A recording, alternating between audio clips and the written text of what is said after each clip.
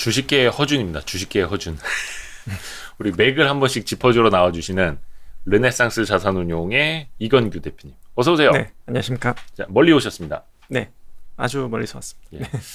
50m 안 되는 것 같은데 직선거리. 진짜 재보고 싶다. 그거 있지 않습니까? 그 골프장에서 쓰는 거 이렇게 거리 재는 거. 네, 그걸로 재면 50m 안 나올 것 같은데 이 앞에서. 그렇죠. 자, 이건규 대표님이 지난 그 7월에 네, 나오셨었고 9월에 네, 나오셨었고 지금 네. 11월. 네. 홀수 달에 나오시면 되겠네요. 네, 적절한 것 근데 같습니다. 7월에도 굉장히 맥을 잘 짚어주셨고 네, 또 9월에도 그렇고 어떻게 시장 요즘 좀 어떠신 것 같으세요? 좀 체감하시기에? 굉장히 좀 어렵고요. 안 그래도 계속해서 어려워요? 이제 어려울 거다라고 말씀을 드렸었는데도 불구하고 네, 되게 난이도가 높다라고 생각이 되고요. 난이도. 네, 그리고 뭐 되게 약간 지겹고 너무 많이 이야기 나와서 그러니까 말씀을 드려야 될지 모르겠지만 NFT가 이게 그냥 뭐 일시적으로 부는 바람이 아니라 약간 좀 큰 변화를 의미하는 것 같아요. 그래서 이제 게임 산업이 예를 들어서 뭐 P2E 게임이라고 하죠. 네. 그래서 이제 돈을 버는 게임이 전체 게임 인구 중에서 한 1% 정도 차지한다고 하거든요. 근데 이제 그게 급속도로 지금 뭐 몇 배수로 증가를 하고 있고 내년 됐을 때는 이게 정말 폭발적으로 좀 성장할 수 있기 때문에 여기에 대해서는 좀 눈여겨볼 필요가 있다고 생각을 했고 그리고 저희가 뭐 초기에 투자했다고 하면 제일 좋겠지만 네. 뭐 이런 주도주가 나왔을 때는 사실 이제 전체 포트폴리오 일정 부분은 이제 채우고 가는 게 맞다라는 생각이 이번에도 좀 들었던 것 같아요. 그래서 포트를 어느 정도 좀 그런 이제 게임주들 편입하고 이런 부분들이 다행스럽게도 좀 이루어졌고 그래서 이제 포트폴리오 수익률을 좀 방어하는데 최근에 좀 많이 도움을 주고 있고요. 다만 이제 시장 자체가 이제 어닝이 나오는 종목들이 오히려 주가가 더 빠지고 있어요. 그러니까 실적 잘 나오는 종목들이 계속 주가는 빠지고. 네, 주가가 오히려 더 빠지고 있어가지고 뭐 이런 장세에서는 적절한 좀 분산도 좀 필요하다라는 부분이고. 근데 분산 안 하면 완전 바보 되죠. 네, 그렇죠. 그래서 최근에는 사실 시장이 그나마 지수만 봤을 때는 좀 옆으로 기고 있는 걸로 보이는데 이제 개별적인 이제 체감 수익률은 마이너스 폭이 되게 큰 상황이거든요. 개인 투자자들 같은 경우에는. 예. 근데 그 이유가 뭐냐면은 시장은 정체됐는데 오르는 것만 오르고 빠지는 거는 다 빠졌어요. 예. 그래서 이제 오르는 것들은 2차 전지 소재랑 이제 게임주만 사실 주가가 좋았고, NFT, 엔터. 예, 그리고 그런 주식만 오르고 나머지 사실 이제 실적이 좋았던 것들은 오히려 더 빠졌던 시장이었다. 최근 이제 한 달간을 돌아봤을 때 좀 이렇게 보이고 있는 것 같아요. 근데 요게 이제 언제까지 지속될 거냐 봤을 때는 저는 이제 내년 1분기까지도 좀 가능성을 열어놓고 봐야 된다. 그래서 이제 성장주가 최근에 이제 강세를 보이고 있는 부분이 단기간에 끝나는 게 아니라 내년 1분기까지도 좀 지속될 수 있다라고 좀 보고 있는데요. 그 이유가 이제 어닝이 나쁘진 않았지만 사실 이제 전통 제조업들의 어닝 파워가 그렇게 막 세진 않았어요. 3분기 실적을 봤을 때는. 어닝 파워가. 네, 그래서 이제 기대보다 실적들이 그렇게 좋진 못했고 그리고 일부 업종들 같은 경우에는 좀 실망스럽거나 아니면 향후에 더 이제 다운턴에 들어갈 수 있는 뭐 그런 업종들이 좀 보이다 보니까 당분간은 이제 성장주의 이제 상승 랠리를 어느 정도는 좀 편승해서 좀 같이 가져갈 필요는 있다라고 좀 보여지는 것 같아요. 거의 뭐 한마디로 이제 오늘의 말씀해 주실 걸 확 요약을 해 주셨는데 조금 더 네. 이제 깊이 있게 하나씩 들어가 볼게요. 네. 게임주하고 NFT 일단은 요거. 그러니까 단기 이게 테마성이 아니다. 네. 이거는 내년 되면은 관련 시장이 더 폭발적으로 커질 수 있다라고 보시는 거고. 네, 그렇죠. 그거를 그냥 막 단타 트레이딩 하는 사람들이 아니라 네. 이제 또 유연한 가치 투자를 하시는 분이 이렇게 말씀을 해 주시니까 많이 와닿기는 하는데 네. 요 생각을 혹시 언제부터 그렇게 한 달 전부터. 얼마 안 됐네요? 예, 그렇게 오래되진 않았어요. 그래서 이제 제가 이제 다행스럽게 뒤늦게라도 이제 포트폴리오 어느 정도 변경을 한 게 정말 다행이다. 그래서 뭐 서두에 말씀드렸던 게 제가 이제 초기에 사거나 싸게 샀다라고 말씀은 안 드렸잖아요. 근데 이제 이게 확실하게 눈에 보였던 시점이 한 불과 사실 이제 한 3달 전부터 엄청나게 그 시장이 폭발적으로 성장하기 예를 들면은 시작을 했고 정말 빠른 투자자들은 그때 투자를 해서 이미 사실 뭐 예를 들어서 30대 초중반에 정말 좀 빠른 투자자들 같은 경우에는 뭐 게임주랑 코인을 통해서 뭐 수십억, 수백억대 자산가가 된 친구들이 있어요. 되게 많아요. 있어요. 사실은 많아요. 예, 생각보다 되게 진짜 많아요. 많아요. 예, 그래서 뭐 그런 발빠르게 대응을 못했지만 그래도 적어도 이제 뒤늦게라도 막차를 타서 지금 따라가고는 있다 이렇게 말씀드릴 수가 있을 것 같고요. 맞아요. 그러니까 물론 오늘이 이제 11월 19일 금요일인데 네, 현재까지의 중간 결과론으로만 이야기하면 뭐 네. 위메이드 같은 종목들도 떨어지는 날 샀으면 네, 계속 이제 신고가 랠리이기 때문에 네, 근데 이건규 대표님이 늘상 말씀해 주셨던 게 네, 초기에 네. 빠르게 들어갈 때 거의 수익의 70%를 그렇죠. 먹고 나머지 이게 100이라 치면 30은 좀 뒤늦게 들어간 사람들이 먹는다라는 건데 네, 그러면 지금은 그 100이 어딜지도 아직은 모르겠지만 네, 내가 70 중에 일부를 들어간 건지 네. 뒤따라 들어가는 30 중에 일부로 먹으러 들어간 건지는 아직은 그런 구분이 안 되는 거예요. 아직은 확신할 수가 없고요. 근데 이제 제가 들어갔던 시점은 그래도 지금보다는 예를 들어서 뭐 20-30% 정도 더 낮은 가격대이긴 했거든요. 예. 근데 그때 제가 생각했던 거는 이게 뭐 무릎이나 허리, 그러니까 뭐 예를 들어서 어깨, 뭐 고점 이렇게 생각했을 때는 제가 판단했을 때는 무릎에서 허리 사이 정도는 되는 것 같다. 바닥은 이미 훨씬 지났지만, 그렇죠, 그렇죠. 근데 예를 들어서 그때 어깨였다라고 생각하면 안 들어갔을 것 같아요. 근데 이제 그때가 허리나 이제 무릎 정도 된다고 봤던 거고 그 근거가 코인 시장의 이제 폭발적인 성장이 NFT랑 결합됐을 때 이게 너무 궁합이 좋다라고 이제 판단을 내렸던 부분이 있고요. 만약에 가상자산만 봤을 때는 이걸 과연 어디다 쓸 것인가에 대한 굉장히 좀 고민이 좀 있었거든요. 근데 이제 NFT가 나오면서 사실 이제 가상자산과 이제 트레이딩이기 때문에 요거는 되게 궁합도 맞고 그리고 이제 게임 그 중에서도 뭐 MMORPG 게임 뭐 이런 것들이 너무나 사실은 가상화폐랑 이제 궁합이 맞다라고 판단을 좀 내렸던 부분이 있고요. 그리고 이제 최근 들어서는 약간 정말 무섭게까지도 느껴지는 부분은 뭐냐면은 예를 들어서 뭐 특정 회사의 코인이 뭐 시가총액이 2조 원인데 네. 그게 이제 그 발행 가능한 물량의 10% 정도밖에 발행을 안 한 거예요. 예, 그러면 이제 그 눈으로 보이는 거는 2조지만 20조 앞으로 원에. 이제 더 발행할 게 많이 남아 있고 그리고 그 코인의 상당 포션이 네. 그냥 회사가 갖고 있어요. 그렇죠. 예.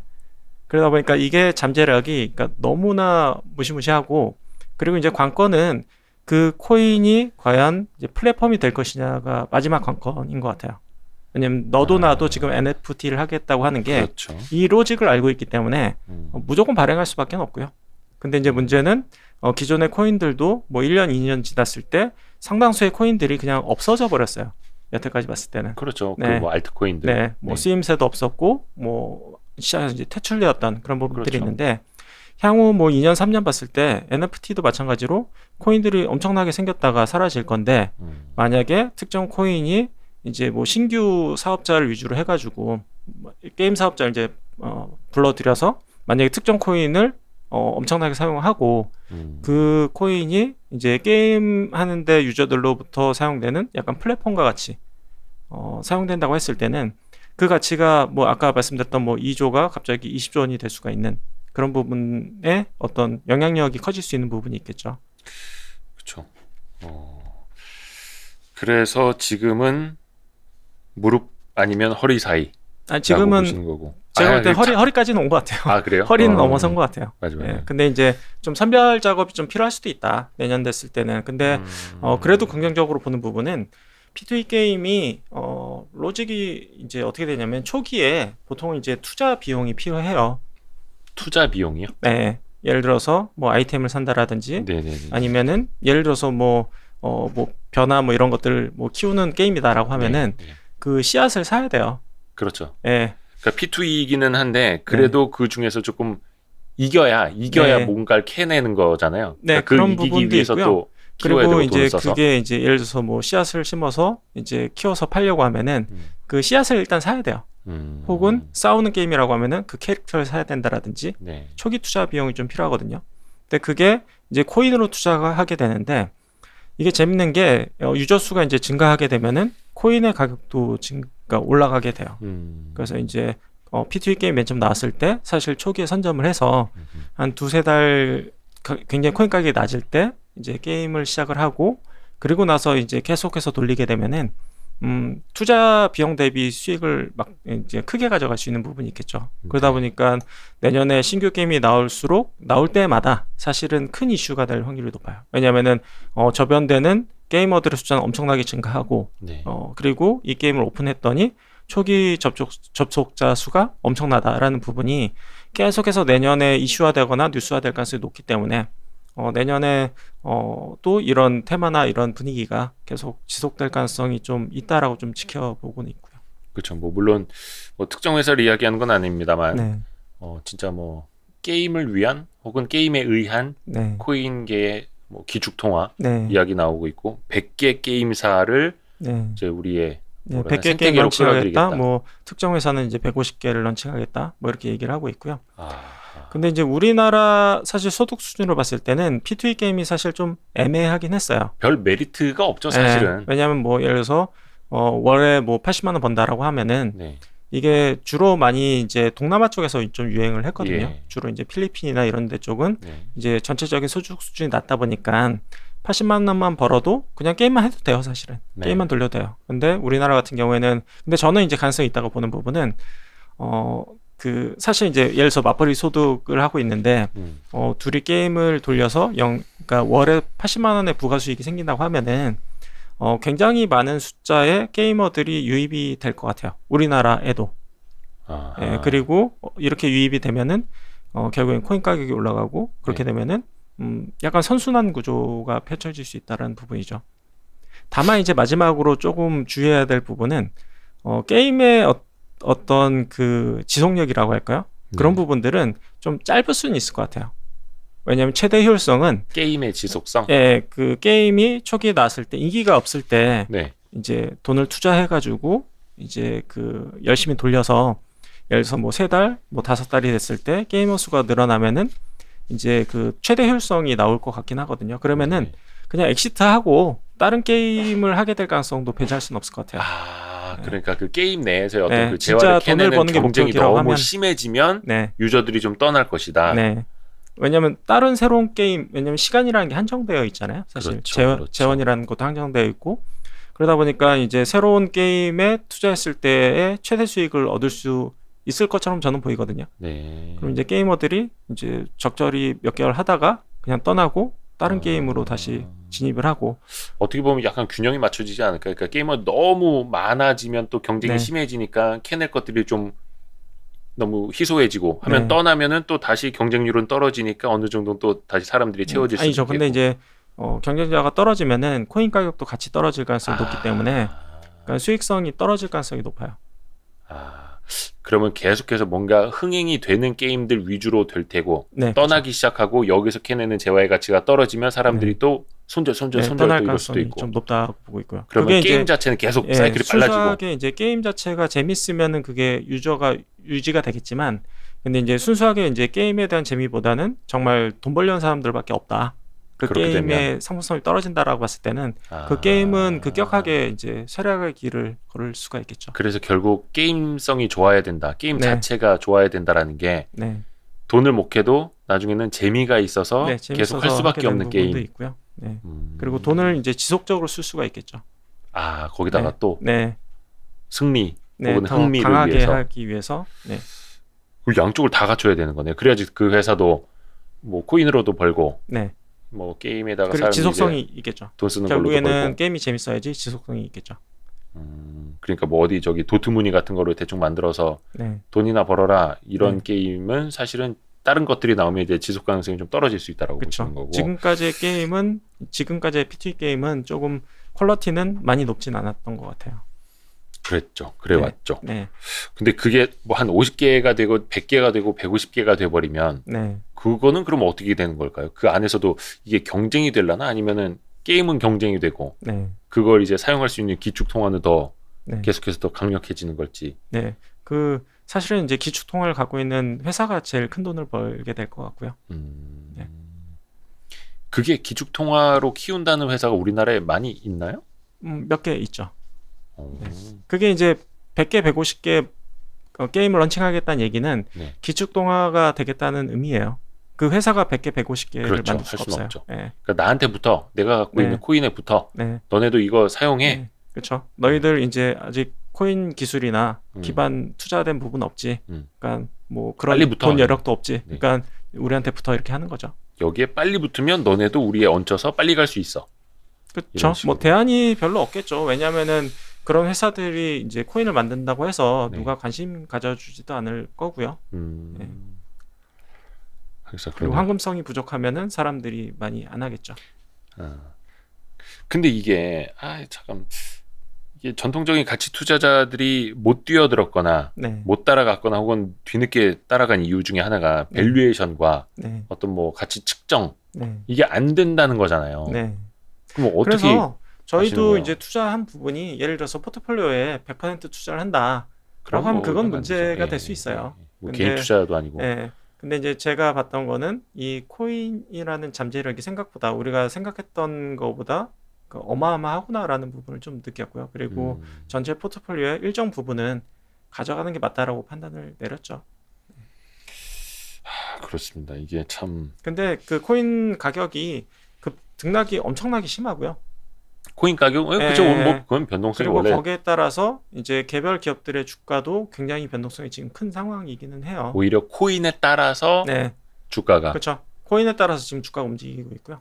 그러다 보니까 특정 기업에 너무 편중되기보다는 그래도 플랫폼이 될 만한 몇 개 회사들에 분산하는 게 제일 좋을 것 같고요. 만약에 투자한다고 하면은 만약에 투자한다면 또 게임주도 네, NFT화 할 수 있는 P2E 게임의 네, 판을 갖고 있을 수 있는 네.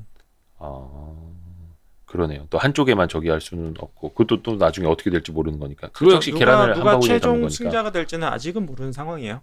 뭐 치고 나가는 업체들은 있더라도 네, 뭐 하겠다는 애들은 이제 있는데 누가 최종 승자가 될지는 아직은 뭐 뚜껑을 열어봐야 되는 상황인 거죠.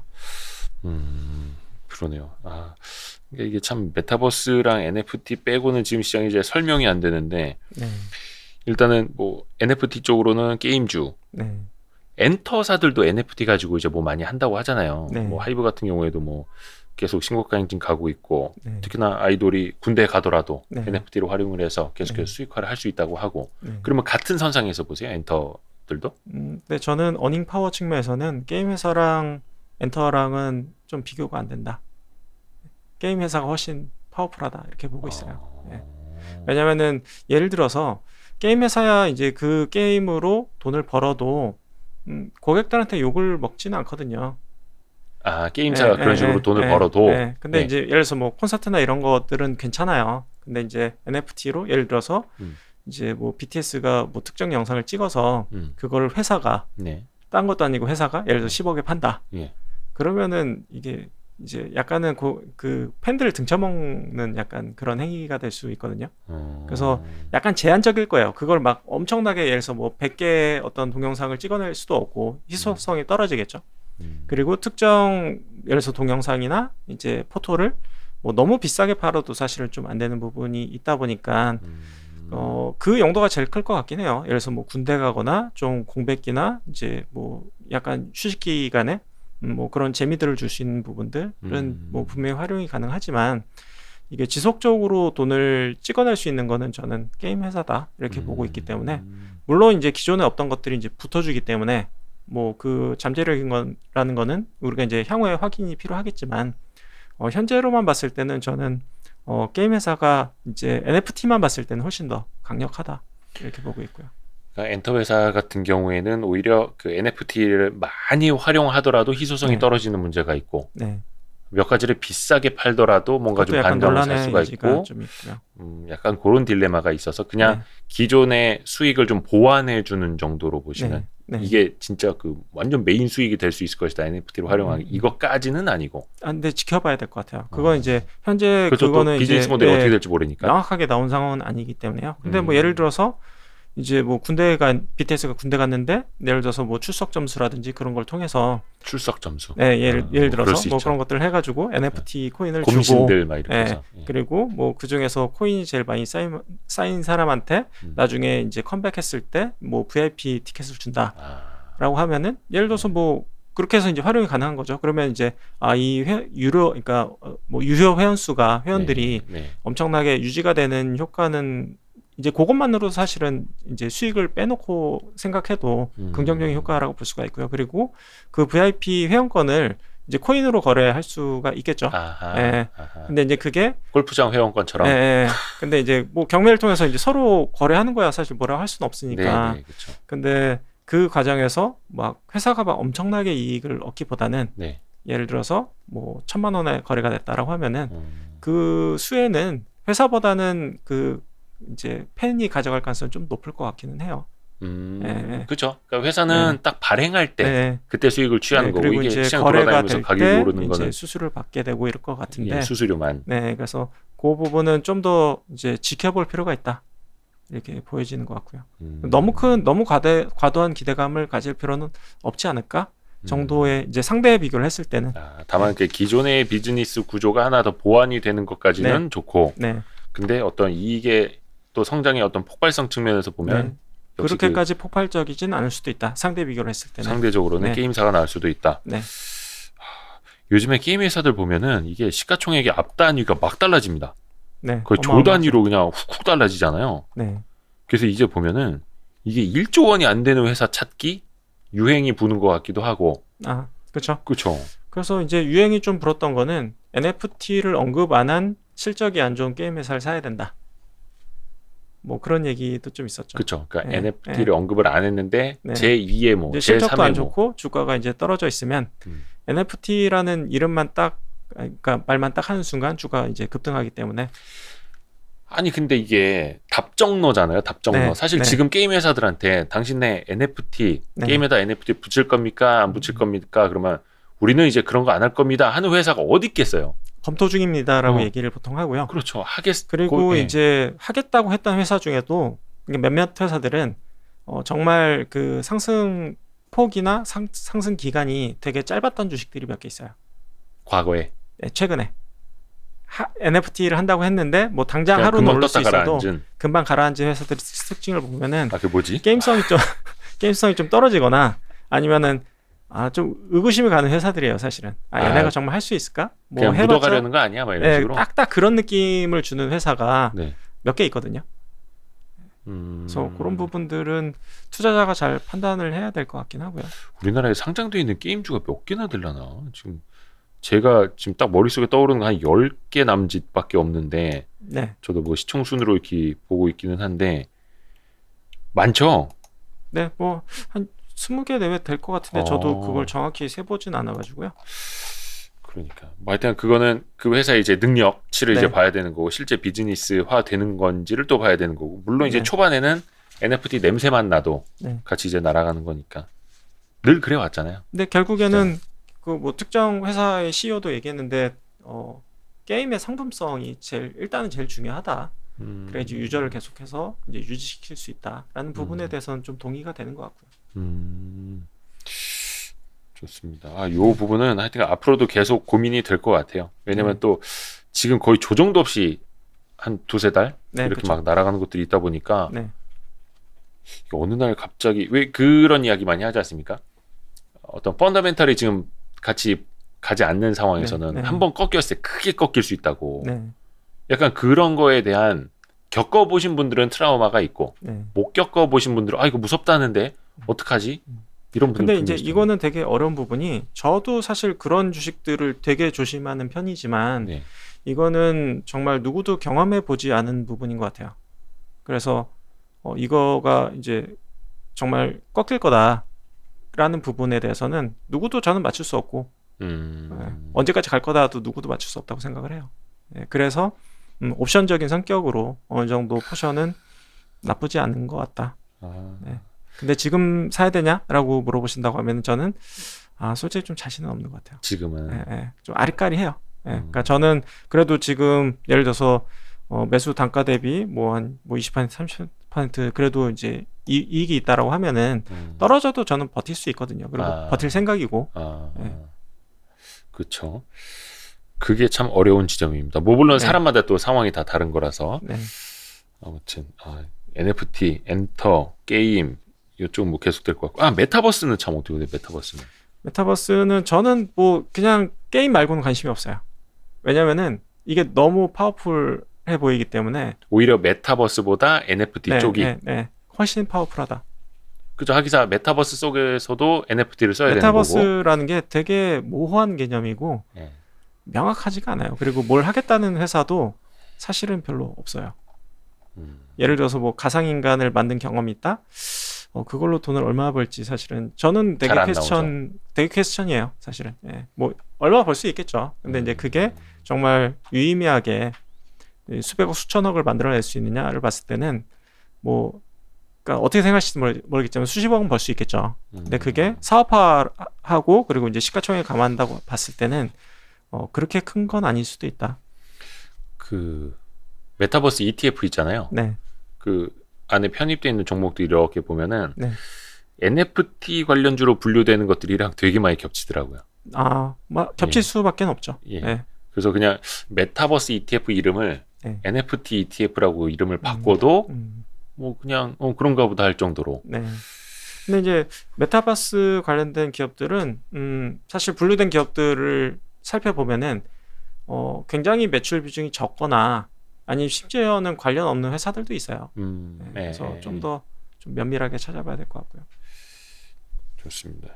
그리고 좀 좋은 쪽 이야기를 먼저 하는 게 좋죠. 안 네. 좋은 것보다는 그 아까 잠깐 2차전지 소재 쪽은 이야기를 해주셨어요. 네. 예, 거기에 또 멈추질 않고 있지 않습니까? 그렇죠. 참 되게 고민스러운 부분인데 거기는 어떤 의미에서 고민스러울까요? 많이 올라서 밸류에이션 부담은 있지만 이거를 안 가져가기에는 또 너무 큰 리스크로 보이는데요. 근데 이제 기존의 이제 전통적인 투자 관점에서 봤을 때는 밸류에이션이 좀 말도 안 되는 수준인 거는 맞아요. 뭐 2023년 정도의 밸류에이션을 다 땡겨온 상태이기 때문에 네. 다만 이제 제가 약간 좀 조심했던 것들은 앞으로 성장성이 좀 기대했던 것보다 좀 둔화가 되거나 혹은 이제 뭐 CR 등으로 인해서 좀 어닝이 생각보다 안 나오거나 뭐 그럴 가능성을 되게 좀 조심했거든요. 왜냐하면은 그런 상황이 발생했을 때는 주가가 이제 급락할 수밖에 없는 부분이 있는데 최근에 보면서 좀 느끼는 부분은 생각했던 것보다 수요가 더 강하다. 첫 번째. 그래서 뭐 증설을 지금 정신없이 해야 될 정도로 그렇죠. 이제 수요가 굉장히 좀 그러니까 기대했던 것보다 더 강하기 때문에 주가가 더 올라도 크게 할 말은 없다. 네, 이렇게 보이는 부분이 있고요. 왜냐하면은 밸류에이션 비싼 것들을 저는 숏 치는 거에 대해서는 가장 위험한 짓이라고 생각을 해요. 잠시만요. 밸류에이션이 비싸다고 숏을 치는 건 네, 위험하다. 네, 굉장히 위험하다. 왜냐하면은 더 비싸져도 할 말이 없거든요. 네. 그러니까 상방이 네. 어디까지 열려 있는지 네. 모르니까. 뭐 60배짜리가 80배 된다고 해서 뭐 50배가 이제 뭐 적정 밸류인지 40배가 적정 밸류인지 이거는 뭐 측정도 불가능하고요. 그리고 과거에 가치 투자자들이 이제 숏을 쳐가지고 예를 들어서 뭐 테슬라가 됐든 뭐가 됐든 네. 좀 망하는 케이스는 그러니까 비싸다고 숏 친 거예요. 근데 얼마 전에 그분 공매도 접었다던데요? 네. 예, 테슬라 공매도. 근데 저는 그거는 매우 위험하다. 오히려 이제 숏은 이제 시클리컬 기업들이 시클리컬이 이제 꺾이는 초반에 숏 치는 게 가장 효율적이다라고 저는 보고 있고요. 그래서 이제 만약에 업황이 기대했던 것대로 간다라고 하면 저는 안 살 것 같아요. 근데 이제 기대했던 것보다 더 좋다라고 더 하면은 좋으니까. 그거는 이제 달리 봐야 된다. 이렇게 보고 있고요. 약간 그런 이야기는 비슷한 것 같아요. 그 부동산 전문가들이 그런 얘기 하잖아요. 20억짜리 집이 30억 가는 게 뭐 한 네. 5억짜리 집이 한 7, 8억 가는 것보다 훨씬 빠르다고. 네, 그럴 수 있죠. 밸류에이션이 50배에서 한 6, 70배 가는 게 네. 한 8배짜리 종목 10배 가는 것보다 더 빠를 수도 있는 거고. 네. 그리고 지금 시장을 주도하는 게 어떻게 보면은 제 나이대 매니저도 사실 별로 없어요. 그러니까 이제 실무적으로 예. 이제 정말 액티브하게 투자하는 제 나이대 이제 매니저들이 네. 별로 없어요. 그러니까 되게 젊어졌거든요. 나이대가 많이 용대리들. 많이 내려왔는데 네. 되게 용감하죠, 사실은. 그러다 보니까 이제 최근에 이제 아까 서두에 말씀드렸듯이 이제 실적이 좋은 애들은 안 가고 뭐 그런 부분들도 이제 시장의 변화가 이제 그런 변화가 좀 녹아 있는 게 아닌가라는 생각은 좀 드는 것 같고요. 맞아요. 그래서 뭐 새로운 시장에 좀 적응은 해야 된다 이렇게 보고 있는 부분은 있어서 일단 2차 전지만 놓고 보자면은 네. 소재 쪽으로만. 네. 그리고 소재가 저는 그 화학 소재보다 철강 소재를 좀 좋아했었는데, 근데 이제 철강 소재 같은 경우에는 실제로 실적도 되게 잘 나오고 있어요. 네네네. 근데 이제 철강 업황이 꺾였거든요. 네네. 그러니까 이제 각 뭐 수요가 좀 이제 중국 쪽에서 좀 꺾이면서, 예. 근데 이제 뭐 메탈 소재들 같은 경우에는 이제 철강 업종으로 이제 사람들이 많이 인식을 하고 분류가 많이 되어 있는 것 같아요. 그러다 보니까 이제 화학 소재들의 주가는 좋고 이제 메탈 소재들의 이제 주가는 안 좋은데 약간은 답답하거나 약간 억울한 부분이 있기는 하지만 뭐 시장의 트렌드 자체가 좀 그렇게 흘러가니 좀 어쩔 수는 없는 것 같다라고 좀 보고 있고요. 그리고 제가 이제 최근에 인상적이었던 부분은 화학 소재 기업 회사 CEO가 했던 말이 어떤 말이었냐면은, 그러니까 우리가 이제 글로벌 시장을 다 먹어버리겠다라고 얘기를 하셨거든요. 그 이유가 뭐냐면은 현재까지의 캐파 올라오기까지 굉장히 많은 노력이 있었고, 이제 와서 신규 진입자가 들어와서 우리 정도의 캐파를 만약에 만들려고 하면은 그러니까 너무나 힘들 수밖에 없다. 우리는 기술력도 있지만 가격 경쟁력을 우리는 갖게 됐다. 그래서 이제 중국 업체랑 붙어도 우리는 전혀 두렵지 않다. 중국 업체보다 더 싸게 만들 수 있다. 이제는. 네. 그 얘기는 뭐냐면은 과점 업체들이 이 초과 수익을 생각보다 굉장히 좀 길게 가져갈 가능성도 배제할 수는 없다라고 보이는 부분이 있어서, 뭐 그런 회사들 같은 경우에는 비싸도 그냥 더 가는 상황이 좀 지속되고 있다라고 보이는 것 같아요. 그렇죠. 뭐 2차 전지 소재주 뭐 대표적인 기업들은 뭐 주가는 엄청나고 거의 뭐 조정 기간 조정 좀 있어서도 다시 또 신고가 나고 지금 있고. 뭐 계속 신고가를 치고 있는 상태이고요. 이 이야기를 몇 달 전에도 한 것 같고. 네, 그렇죠. 근데 이제 저도 이게 매우 괴롭긴 한데 그냥 대안이 많지는 않은 상황. 몇 달 전 영상 다시 틀어도 써먹을 수 있을 것 같은데. 근데 사실 메타버스도 마찬가지고 지금 괴로운 NFT도 거는 마찬가지고. 이제 제가 초반에 이제 어찌됐든 좀 요약을 해서 말씀드렸던 부분이, 그러니까 실적이 좋은 애들이 좀 생각보다 실적이 좀 애매모호하거나 향후에 이제 꺾일 가능성이 있다 보니까 이게 눈에 좀 잘 안 들어와요. 이제 그 부분이 좀 뭐 시장을 탓하거나 시장이 잘못됐다고 얘기할 수 없는 부분이, 저도 약간 나름 수긍이 되거나 이제 포트폴리오가 저도 모르게 은근슬쩍 그쪽으로 좀 가고 있는 부분이 막 엄청 자신 있지가 않아요. 전통 산업군에서. 그러니까 지금 그런 것 같아요. 뭐 시클리컬은 당연하고 또 이제 숫자를 찍으면서 펀더멘탈 보고 밸류에이션 해야 되는 기업들보다는 일단 상방 열려 있고. 왜냐면은 제조업의 어떤 산업적인 사이클이 약간 불안한 건 사실이다. 근데 그 기간이 저는 내년 1분기로 좀 보고는 있거든요. 어떤 내년 1분기면은 조금 시클리컬의 바닥일지 아닐지. 바닥이 좀 보일 수 있을 것 같다.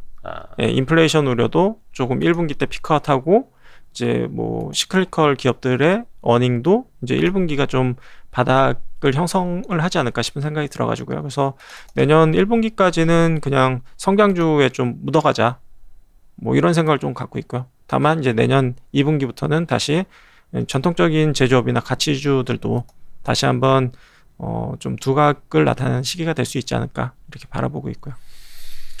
지금 방금 이제 이건규 대표님도 말씀을 해주셨습니다만 비중이 서서히 그러니까 시클리컬 아닌 것들 위주로 이제 간다고 말씀해 주셨잖아요. 지금 우리나라 코스피 뭐 PER이 뭐 10배, 11배 밖에 못 받고 있고 거의 뭐 글로벌 최하 수준이기는 한데 저는 요게 좀 달라질 수 있지 않을까라고 기대를 하고 있는 게, 이제 시총 상위주들의 성질이 많이 변하고 있잖아요. 시클리컬 산업이 아니라 바이오, 그다음에 이제 IT 중에서도 좀 소프트웨어, 인터넷, 그래 코스닥은 게임주가 또 확 올라오고 이러다 보니까 이렇게 되면 조금 밸류가 달라질 수도 있겠는데, 그런 생각을 하거든요. 그럴 수는 있는데요. 그 변화가 저는 큰지 모르겠네요. 다른 애들도 좀 같이 올라와 줘야 되는데 지금 특히 이제 코스닥을 보면 이제 미래를 알 수 있다고 하는데 시총 상위 보면. 근데 저는 예전에 성장주가 사실 대표적인 게 이제 바이오랑 이제 뭐 네이버 카카오였는데 지금은 이제 예전의 성장주의 위상을 저는 잃어버린 것 같아요. 그러니까 제가 보는 성장주는 배터리, NFT지 바이오 그리고 네이버 카카오는 아닌 것 같아요. 왜요? 왜 그럴까요? 왜냐면 바이오 같은 경우에는 이제 뭐 그게 이제 그들이 이제 좀 추구했던 것들이 안 되는 걸로 증명된 것들이 점점 늘어나고 있고 바이오 쪽은 예. 네. 그리고 안 된 것들이 너무 많이 보이는 것 같거든요. 물론 이제 그 중에서는 제가 그래도 이제 관심 있게 보는 것들은 이제 어닝이 좀 있으면서 앞으로 뭔가를 부지겠다라고 하는 애들은 이제 관심이 좀 있긴 한데요. 최근에 이제 IPO 시장 같은 경우에도 이 바이오 기업들에 대한 IPO 확률 자체가 조금씩 떨어지고 있어요. 네, 거래소에서도 그냥 드랍을 내는 경우도 있고 원체 조금 이제 실망스러운 모습들을 네. 바이오 기업들이 많이 보여줘서 네, 점차 이제 IPO에 대한 까다로워지고 어떤 진입 장벽이 높아지고 뭐 이런 것들이 저는 이제 물밑에서 좀 나타나고 있다라고 좀 보여지고 있거든요. 그리고 최근에 이제 바이오 기업들의 주가도 사실 예전만은 좀 못한 그런 부분들이 이게 좀 저는 큰 트렌드가 약간 좀 바뀌고 있는 게 아닌가라는 생각이 좀 드는 것 같아요. 뭐 물론 언제 다시 돌아올지는 모르겠습니다만 네, 뭐 개별 기업별로 특정 호재에 따라서 주가가 엄청 움직이기는 하겠지만 전체적인 시장의 큰 틀 자체는 과거의 위상은 아닌 것 같다. 맞아요. 성장주로서의 위상은 없는 것 같다라는 생각이 드는 것 같고요. 이게 성장 산업도 항상 앞부분에다가 저기 사업 목적, 네. 정관상 사업 목적에 바이오의 바자만 붙여도 확 가버리는 시장이 있었고 네. 또 그 중에서 어디가 이상한데 하면은 이상 들어가려고 하는 기업들 가지고 확 오르는 시절이 있었고 네. 근데 지금은 그게 아니라 각 개별 기업별로 진짜 성공하느냐에 따라서 다 달라지는 네. 시장. 뭐 예전처럼 이제 바이오라고 해서 그냥 무턱대고 가는 장은 이제는 좀 아니고 보기 어려울 수도 있지 않을까? 다시 보기도 어려울 수 있다. 네. 지금 시총 상위에 보면은 코스닥은 셀트리온 헬스케어 거의 셀트리온 제약이 있고 어차피 이거 합병되면 떠나면 네. 코스닥은 시총 거의 10위 안에 HLB 하나 남겠네. 바이오 기업이. 많이 죽었죠. 진짜 이건 대단한 사건이네. 그러네. 다 2차 전지, 소재 아니면 게임 이런 회사들이 네. 코스닥 시총 상위를 차지하게 되는 거고 뭐 좀 제조업 쪽에서는 뭐 괜찮은 섹터나 구분 없습니까? 근데 이제 최근에 이제 조금 고민스러운 부분은 그러니까 좋아도 주가가 좀 안 가서 좋아도 안 간다. 네. 예를 들어서 최근에 실적이 좋은 게 의료업종이 실적이 되게 좋아요. 좋죠. 네. 뭐 실제로 의료 소비가 증가하기 시작을 했고 이제 저 위드 코로나 되면서 네. 그래서 의료 업체들의 실적이 다 좋은데 주가는 못 가고 있어요. 네. 그래서 굉장히 좀 고민스럽다. 왜 그럴까요? 왜 의류주는 좀 아까 말씀드렸듯이 이제 성장성이 너무 눈에 띄는 애들이 보이다 보니 이제 성에 차지 않는 것 같아요. 뭐 요 정도 성장에서는 사실은 한 50% 100%씩은 성장해야지. 50% 정도는 성장해줘야지. 30%가 약간 뭐 이런 성장이야? 느낌이라서 뭐 20-30% 성장하는 애들은 좀 안 쳐다보고 있는 것 같고 그러다 보니까 좀 이 부분이 알 수 없거든요. 사실은 뭐 재평가 받을 수도 있고 아닐 수도 있지만 현재까지의 버전을 봤을 때는 시장의 분위기가 많이 좀 바뀌었다. 다시 돌아올까요? 이게 예를 들어서 그런 거 있잖아요. 지금 음식료주들도 뭐 실적은 괜찮게 나왔지만 뭐 환율 이슈, 뭐 원자재 가격 이슈, 또 그 가격에 다 전가를 못 한다는 이슈 막 이러면서 계속 막 눌리고 있는데. 근데 예를 들어서 음식료 같은 경우에는 그냥 그렇게 실적이 그렇게 막 그 눈에 띄지는 않았어요. 3분기 실적도 보면 쏘쏘였고 향후 전망을 봤을 때도 그냥 좀 쏘쏘해요.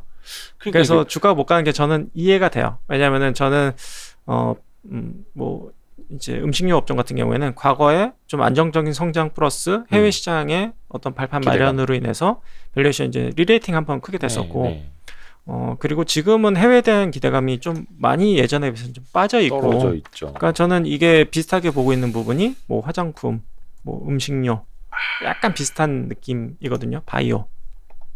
그래서 과거와 같은 밸류에이션을 못 받을 수도 있지 않을까. 그러니까 구조적인 디레이팅이 일어날 수도 있다라고 보는 업종 중에 하나예요, 사실은. 요게 화면 나가고 있나? 이게 오뚜기 주봉 차트인데요.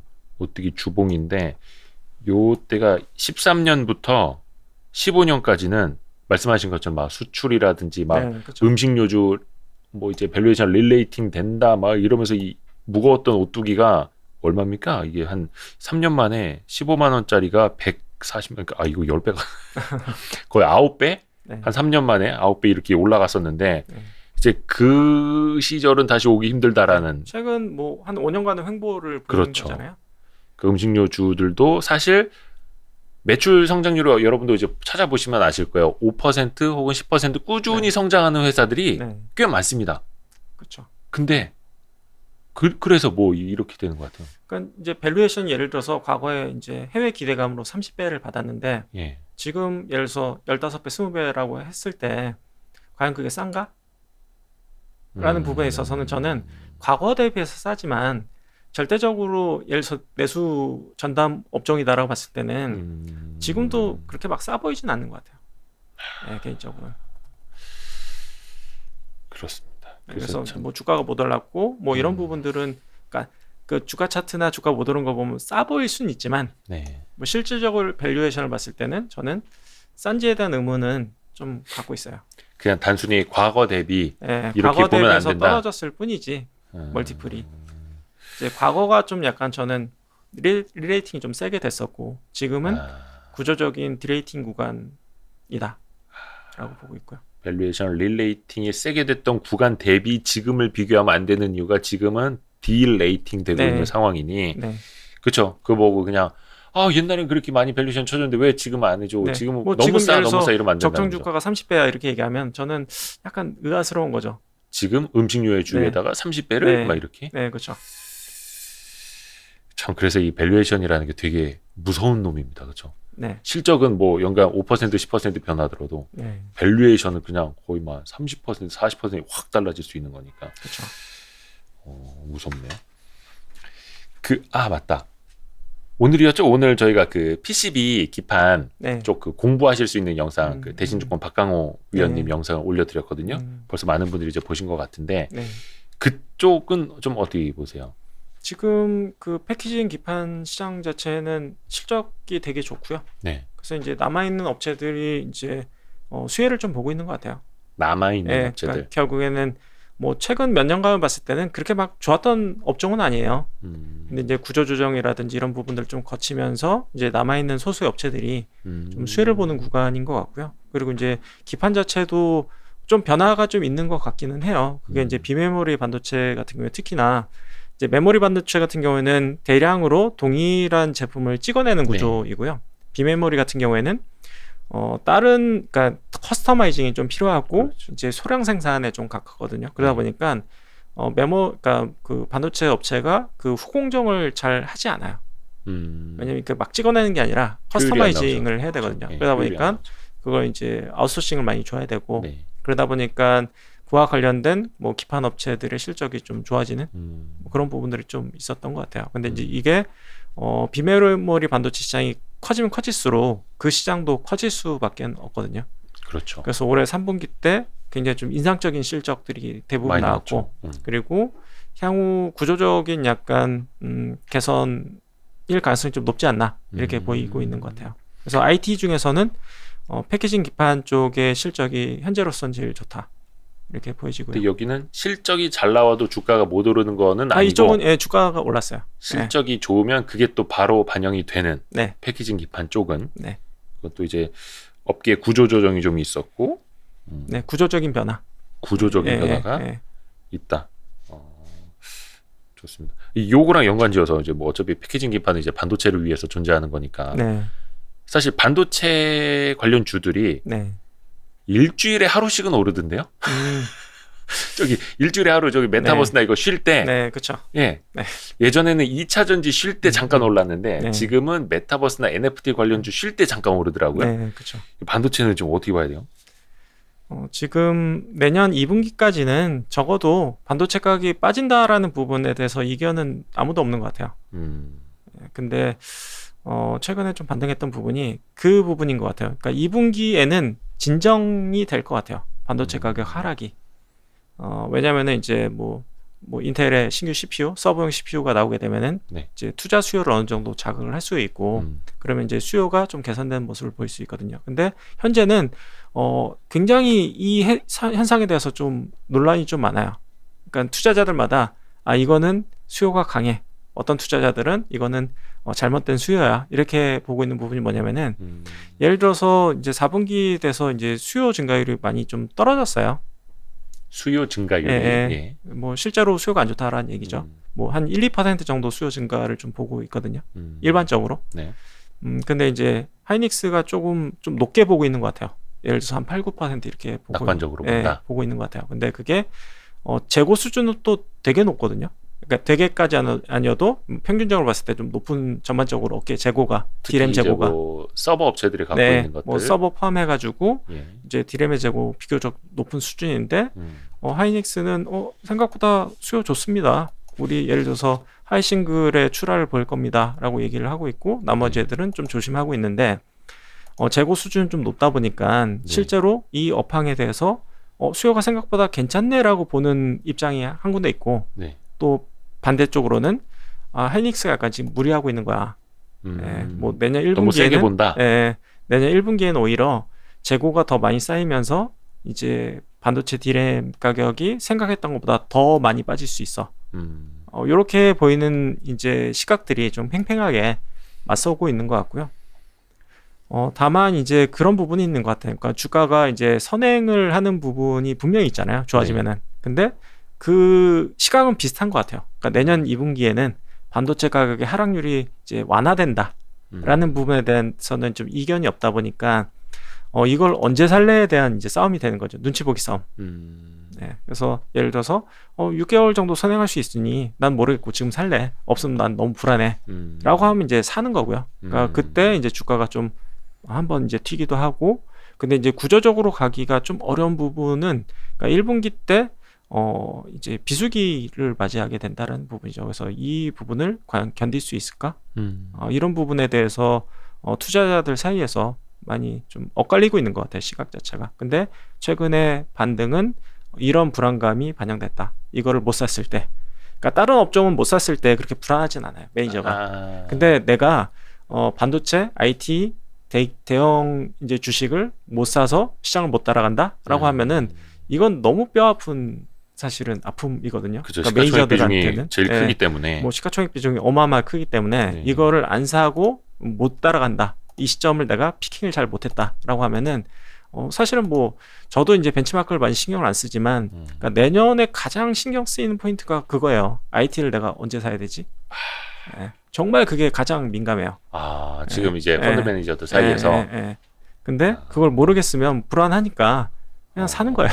사실은 먼저. 미리 좀 담아놓는 거죠. 미리 좀 담아놓는다. 어차피 이게 시장 지수보다 더 많이 떨어질 것 같지도 않고 시장만큼은 갈 수 있을 것 같으니 일단은 담아놓자. 그래서 이제 그거 하나랑 또 한 가지는 실제로 수요가 좋다라는 믿음을 갖고 있는 경우도 있고요. 이거는 이제 업체별로도 이제 시각차나 온도차가 있고 메이저들이나 애널리스트들 사이에서도 온도차가 좀 존재합니다. 그러네요. 코스피 200 내에서 삼성전자 비중이 22.87%, SK 하이닉스는 4.36%, 합쳐서 거의 27%, 28%. 실제로 넘는다고 보면 될 것 같아요. 그렇습니다. 빼놓을 수는 없는 거고. 개인 투자자분들 입장에서도 뭐 반도체 소부장, 소재 쪽이라든지 또 하나씩은 또 갖고 있어야 왜냐면 다른 쪽들이 쉴 때 한 번씩은 또 반도체 관련주가 올라주기 때문에. 근데 이제 내년 1분기까지는 이게 가동률을 좀 그러니까 올해 이제 업황이 좀 좋다 보니까 이제 뭐 유지 보수나 이제 이런 것들을 올해 안 했어요. 이제 반도체 회사들이. 그래서 내년 1분기에는 비수기를 튼다서 이제 뭐 유지 보수 이런 걸 좀 할 수가 있거든요. 그러면은 케미칼이나 이런 거에 대한 수요가 좀 떨어질 수 있는 부분은 좀 존재해서 그런 것들은 좀 눈여겨 소부장이라고 말씀하셔서. 그러니까 어떤 뭐 업체별로 조금 다를 수는 있을 것 같아요. 공장 가동률에 동행하는 것. 대부분 동행하죠. 소재 같은 경우에는. 그러네요. 그 우리 주식계의 허준 선생님, 르네상스 자산운용 이건규 대표님 함께하고 있는데, 그러니까 맥을 잘 짚어주시고 이제 환자에게 이제 진단은 잘해주신데 좀 처방 좀 해주세요. 처방 좀 환자 좀 기를 좀 일으켜줄 수 있는 좀 약 좀 처방해 주십시오. 뭐 어디 뭐라 해야 될까? 아직 좀 시장에 잘 반영이 되지 않은 조금 찾아볼 만한 것들, 공부해 볼 만한 것들 어떤 게 있을까요? 저는 여태까지 그런 게 계속 많이 있었어요. 근데 지금은 그냥 시장을 적절히 따라가자에 좀 더 가깝거든요. 그게 이제 저는 이제 재작년이었고 예. 이제 대형주 장세 그리고 이제 성장주 장세가 네. 펼쳐졌을 때는 시장을 적절히 그냥 쫓아가자. 그러니까 내가 앞서는 게 아니라. 그래서 이제 뭐 아까 말씀드렸듯이 뭐 내년 1분기까지는 저는 성장주가 좀 더 상대적인 강세를 보일 수 있으니 뭐 시장을 그냥 적절히 따라가자라는 전략을 하고 있고 그게 실제로 펀드 수익률에도 최근에는 굉장히 좀 긍정적인 영향을 좀 미치고 있어요. 그래서 이제 내년 뭐 기점을 봤을 때는 내년 1분기 정도 됐을 때는 뭔가 이제 포트폴리오 이제 큰 변화가 좀 있을 수도 있을 것 같고요. 그때가 됐을 때는 좀 더 이제 전통 산업이나 가치주에 대한 비중을 좀 늘리면서 다시 한번 좀 뭐 수익률 좀 견인할 수 있는 뭐 약간 비트할 수 있는 이런 것들의 전략이 좀 펼쳐지지 않을까라고 생각하고요. 현재로서는 적절히 그냥 시장을 따라가고 너무 무리할 필요는 없다. 이렇게 보이는 것 같아요. 아까도 말씀하셨습니다만은 난이도가 되게 높은 시장이라고. 네. 그러니까 작년에 저 주식 초등학교 할 때는 2021년 되면은 굉장히 난이도가 높은 시장이 펼쳐질 거다라고 말씀을 해주셨었고 2021년 지금 거의 연말 다가가서는 난이도가 더 높은 것 같다라고 말씀하고 계시고. 그래서 실제로 21년 상반기에는 저희가 뭐 수익률이 엄청 좋았어요. 왜냐면 이제 개별 주식 장세가 펼쳐졌었고, 그리고 이제 가치주도 막 좋았고, 이제 뭐 보통 이제 YTD 기준으로 수익률 얘기하는데 연초 대비 수익률 했을 때 저희가 벌어놓은 게 지금 사실 굉장히 많아요. 그래서 좀 자랑하시는 거예요? 네, 그래서 무리할 필요는 없다. 무리할 필요 없다. 뭔 말인지 알겠다. 뭔 말인지 알겠다. 무리할 필요 없다. 왜냐면은 이게 실적이 좋은데도 안 가버리니까 이거를 내가 시장에 맞서서 현재는 그럴 필요는 없는 것 같다. 근데 이제 이걸 버리고 가는 게 아니라 이거는 이대로 유지를 하되 옵션도 좀 넣고 시장에 대한 부분도 좀 반영을 하면서 적절히 믹싱을 하는 거죠. 예를 들어서 상반기까지는 100% 시장 무시. 우리 종목 그냥 짱. 뭐 약간 이런 거 마인드였다고 하면은 이제 하반기는 그냥 한 7대3, 6대4 약간 믹싱을 이제 하는 거죠. 혹시 그럼 거의 뭐 12월에는 좀 휴가를 가십니까? 그렇진 않고요. 계속 뭐 지켜보고 저희는 이제 기존 노력은 계속 해요. 그러니까 업종도 보지만 개별 주식별로 이제 실적 좋은 것들, 좋아질 것들 계속 찾고 싼 것들 찾는 노력은 계속 하고요. 그게 이제 포션이 100% 예전 100%였다고 하면 지금 한 60에서 70% 정도라고 보면 될 것 같고요. 포트 반영되는 부분이. 뭐 외국계 펀드 매니저들처럼 뭐 12월에 거의 뭐 한 3주짜리 휴가 떠나고 뭐. 근데 이제 그 정도 휴가를 떠나려고 하면 그냥 포지션을 다 비워야 돼요, 사실은. 좋습니다. 맞다. 아까 건설하고 자동차 좀 여쭤보시는 분들 계셨는데. 자동차가 뭐 기아나 이런 것도 조금 버티는데 막 현대모비스나 막 일부 그런 대형주들도 막 계속 미끄러지는 것들이 있어가지고 자동차는 이거 어떻게 해야 됩니까? 어떻게 보세요?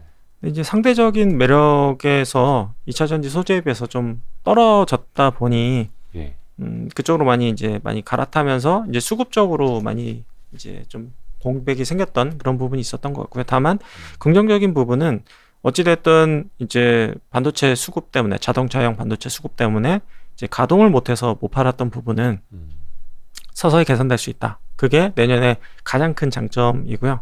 다만 단점이라고 될 수 있는 부분은 그래서 얼마 증가할 건데 이제 판매 대수 보겠죠. 네, 그렇죠. ASP 보고. 그래서 그 부분이 막 엄청 매력적일지는 잘 모르겠다. 이런 부분이 그러니까 긍정적인 부분은 어찌되든 바닥지고 반등한다. 근데 그거에 대한 기대 수익률이 과연 뭐 10%냐, 20%냐, 뭐 30%냐 이 부분에 대해서는 투자자들마다 종목마다 다 다를 수가 있기 때문에 그 부분은 약간 애매하거나 매력이 막 엄청 높아 보이지 않은 부분은 있을 수도 있다. 근데 분명히 매력적이다. 매력은 있지만. 근데 다만 그거는 또 뭐 반도체 수급 상황이라든지 또 전방 시장의 어떤 수요라든지 이걸 보면서 또 달라질 수 있는 부분이니까 그건 계속해서 와치를 하고 있어야 되는 거고. 만약에 뭐 조금 더 성장할 수 있는 카테고리 전기차와 관련된 부품이라든지 소재라든지 이 부분이 늘어나는 기업이라고 하면은 그냥 주저없이 사도 될 것 같고요. 근데 거기에 속하지 않으면은 저는 매력도가 과거에 안 좋았던 것의 리바운드일 뿐이지 막 구조적으로 좋아지는 부분은 아니다 보니 뭐 좀 가려서 볼 필요는 있겠다라는 생각은 좀 드는 것 같고요. 그리고 건설 같은 경우에는 3분기 때 실적이 생각보다 다 좀 별로였어요. 그러니까 생각보다 이렇게 막 그렇게 인상적이지 않았거든요. 근데 이제 최근에 또 이야기가 나오고 있는 부분이 어찌됐든 내년에 대선이 있고 네. 그리고 뭐 리모델링이 됐든 뭐 재건축이 됐든 뭐 계속 짓는 방향으로 가지 않겠느냐라고 생각되는 부분이 있다 보니 좀 그런 얘기가 조금씩 나오고 있는 것 같기는 해요. 근데 그것도 정말 얼마나 매력적일지에 대해서는 약간 퀘스천이기는 해요. 왜냐면 이제 수주 활동이 좀 활발하게 이루어져야 될 것 같고, 근데 예를 들어서 재건축, 뭐 재개발 이런 것들은 이제 실제로 매출이익이나 이익으로 반영되는 기간이 되게 오래 걸리거든요. 그렇죠. 정말 10년 잡아야 돼요. 네. 예, 그렇게 봤을 때는 그거를 타겟팅해서 이제 주가를 좀 뭐 오를 수는 있겠지만 테마성으로 그게 얼마만큼 지속성 내지는 얼마만큼 유의미하게 작용할지에 대해서는 좀 퀘스천이 있다. 다만 건설회사 전반적으로 좀 싼 맛은 있는 것 같아요. 예, 밸류에이션 좀 싸기 때문에 그런 맛은 분명히 그런 매력은 분명히 존재한다. 제가 지금 차트 띄워놓은 게 이제 이거는 그 거래소 건설업 네. 지수입니다. 건설업 네. 지수. 올해 들어서 거의 상반기는 굉장히 좋았어요. 그렇죠? 네, 그렇죠. 근데 이제 거의 7월 초부터 쭉 밀리고 있는데 145포인트에서 119포인트까지. 네, 근데 이제 결국에는 수주랑 실적인데 두 가지 다 사실 기대보다는 뭐 엄청 이렇게 매력적이진 않았던 것 같아요. 그러니까 그 상반기 형성됐던 기대감에 비해서는. 이게 참 대선 앞두고 해도 주택 공급에 대한 공약들은 공통적으로 나올 거다라고 네. 해서 상반기까지는 되게 기대감이 좋았었는데 네. 대선이 점점 가까워질수록 이게 아닌가요? 막 이런 식으로 가는 것 같아요. 네. 그렇습니다. 참 자동차까지 좀 잠깐 이야기해 주실 때 그때 9월인가? 네. 7월인가? 그때 전에 나오셨을 때 네. 타이어 코드. 예. 특히 이제 전기차는 차가 무거워지기 때문에 타이어 코드가 훨씬 더 그렇죠. 많이 쓰인다. 네. 그렇게 좀 주목을 하셨었잖아요. 그 뒤로도 조금 더 많이 갔던 걸로 저는 기억을 하는데 관련주들이. 그 지금은 어떻게 보세요? 실적 좋아요. 실적 잘 나왔죠. 네, 실적도 좋고 회사도 계속 잘 될 것 같은데 주가는 안 오르더라고요. 네, 그래서 그 부분이 좀 고민스러운 것 같기는 해요. 그때 더 많이 가기는 갔었습니다. 그때. 네, 그렇죠? 그때 뭐 말씀드리고 나서는 이제 올랐었는데 최근에 주가는 뭐 생각보다 이렇게 인상적이진 않은 것 같아요. 네. 인상적이지는 않다. 네. 그런 회사들이 조금 복합적이어서 그런가요? 여러 소재들을 이제 함께 하기 때문에 그런가요? 네. 근데 이제 아까 말씀드렸듯이 이제 스틸 소재들, 그러니까 메탈 관련된 소재 기업들이 2차 전지 관련된 것들이 이제 실적은 좋은데 주가는 못 갔다라고 말씀드렸듯이 마찬가지로 이게 예를 들어서 뭐 철강 관련된 것들을 철강 소재 기업 같은 경우에는 같이 좀 엮여 있는 것 같아요. 아무래도 이제 뭐 예를 들어서 타이어 코드만 하고 있는 게 아니라 뭐 다른 사업도 있고 그게 이제 철강 비즈니스이다 보니 철강하고 이제 같이 움직이는 부분도 좀 있고요. 그리고 그 업체별로 조금 개별적으로 실적이 좀 갈렸던 부분은 좀 있어요. 그러니까 특정 업체는 괜찮네. 그리고 특정 업체는 기대보다는 그러니까 증가는 했지만 기대보다는 조금 밋밋한데 뭐 이런 것들이 좀 약간 엇갈렸던 부분은 좀 있고요. 그리고 복합 기업인데 이제 예를 들어서 뭐 특정 기업은 이제 수소 관련된 사업을 하고 있다라든지 뭐 이런 부분에 대해 따라서 이제 시장의 평가가 좀 달랐던 부분도 있고 뭐 여러 가지 좀 복합적으로 작용한 것 같아요. 알겠습니다. 마지막으로 이런 시장에 뭔가 역발상 투자 뭐 아이디어를 뭐 낼 만한 게 지금 있을지 혹은 통할지 좀 끝맺은 말씀 좀 부탁드릴게요. 이게 굉장히 좀 어려운 얘기긴 하지만 그러니까 은행들의 실적이 꾸준히 좋아서 은행주가 더 올라도 사실 할 말은 없는 것 같아요. 싸고 실적도 좋고 은행주는 천년만년 싸죠. 네, 그렇죠. 오르질 않으니. 그리고 실적도 끝날 줄 알았는데 계속 좋고 그리고 배당은 또 계속 늘어나고 또 이제 연말 배당 받을 시즌 다가오고 있고. 그래서 정말 재미는 없지만 은행주가 여기서도 올라도 뭐 크게 이상하지는 않을 것 같다. 근데 왜 이렇게 못 오르는 겁니까, 은행주는? 근데 꾸준히 올랐어요, 오르기는. 그러니까 지방 은행 지주사들은 막 신고가 행진도 하고 뭐 최근에 좀 조정받는 것들이 있습니다만 흐름이 오히려 대형 지주사보다는 더 좋았죠. 그리고 그 생각은 드는 것 같아요. 카카오뱅크보다는 카카오페이가 낫다. 예? 그 상장한 지 얼마 안 된? 네. 왜요? 왜냐하면 뱅크 같은 경우에는 그냥 은행이에요. 이거를 플랫폼으로 이제 생각하시는 경우가 좀 많은데 네. 결국엔 은행이고 뭐 시간이 지날수록 이제 어떻게 보면 좀 고수익 사업에서 이제 예를 들어서 뭐 소상공인 대출이라든지 이제 은행들이 정말 수익이 남아서라기보다는 그러니까 은행 비즈니스를 하면서 좀 정부한테 뭐 이제 뭐 긍정적인 부분에 뭐 액션을 취한다든지 뭐 그런 부분들 약간 뭐 비효율적인 부분들이 좀 존재하거든요. 그렇죠. 예, 근데 뭐 카카오뱅크도 결국에는 비효율적인 부분이 조금 포트폴리오 측면에서든 뭐 경영 뭐 의사 판단에 있어서든 뭐 존재할 수 있지 않을까 싶고 그리고 은행 라이센스를 갖고 있는 이상 뭔가를 새로 하는데 좀 제약이 많이 따를 수밖에 없어요. 그렇죠. 예, 그래서 은행을 약간 플랫폼이다라고 이야기하거나 그렇게 이제 그런 시각으로 이제 바라보는 분들도 좀 있는데 근데 이제 뭐 그런 플랫폼은 이제 카카오페이가 좀 더 가깝지 않나. 그래서 이제 뭐 은행의 뭐 증권 상품이라든지 보험 상품 같은 것들을 판다라든지 아니면 이제 마이데이터라고 해가지고 데이터 관련된 사업들을 좀 확장시킬 수 있다라든지 이런 부분에 있어서 사업 확장성은 카카오페이가 훨씬 플랫폼으로서의 가치나 위상은 더 있지 않을까라는 생각은 좀 드는 것 같아요. 카카오뱅크 시가총액이 31조 원 정도 되고 네. 카카오페이 시가총액이 22조 6천억 네. 정도 됩니다. 두 개 합치면 우리나라 다른 금융사 다 합쳐도 안 될 것 같은데. 그렇지는 않고요. 네. 거의 뭐 지금 KB금융이 23조, 신한지주 19조. 그렇긴 하네. 네. 이거 보면서 이 카카오페이가 지금 23조 원의 시가총액이 말이 돼? 또 이렇게 말씀하시는 그렇죠. 분도 그럴 수 많은데. 있죠. 왜냐하면 현재 벌어들이는 수익은 크지 않기 때문에 네. 그렇게 생각할 수가 있겠고요. 근데 다만 둘 중에 하나를 고르라고 하면 저는 카카오페이를 고르겠다. 확장성, 그러니까 비즈니스 확장성 측면에서. 왜냐하면 똑같이 비싸면 예. 그냥 더 확장성 높은 애를 사는 게. 그러네. 하지만 요거는 뭐 지금 뭐 주가라든 이런 측면을 고려하고 말씀드린 건 아닙니다. 그냥 비즈니스 모델만 말씀드린 거고. 주가 측면에서도 그렇게 될 것 같아요. 그래요? 네. 오, 그래요? 저는 좀 마사지를 좀 해드리려고 했는데. 왜냐면 뭐 대형주여서 뭐 제가 뭐 얘기한다고 해서 뭐 주가에 뭐 영향을 미치는 부분도 없을 것 같아서요. 22조면은 카카오페이 하나면은 저기 뭐야 신한지주랑 BNK 금융지주 같이 사고 돈이 좀 남네요. 벌써 1시간이 넘었네요. 우리 화이트 크림님이 신랑하고 저녁 먹으러 왔다고 하시는데 신랑하고 저녁 먹으러 와서 옆에다가 와이스트릿을 틀어놓는 멋집니다. 예. 그리고 그라운드 스테이트 님도 페이 쪽으로 동감하신다고 이야기를 해주셨고. 근데 요새 식당 가서 식사를 하다 보면은 그러니까 한참 상반기까지는 이제 주식 얘기를 옆 테이블에서 계속 하세요. 보면 그게 이제 귀에 좀 그런 거 들리거든요. 재밌어요. 그런 거 재밌습니다. 네.